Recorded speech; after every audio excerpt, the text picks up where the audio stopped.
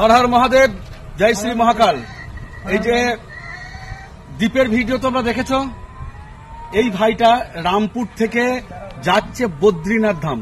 এই যে ভাইটা যাচ্ছে, ভাইটার নাম ঠিকানা সব ভাই নিজে মুখে বলবে। হ্যাঁ, তোমরা শুনে নাও।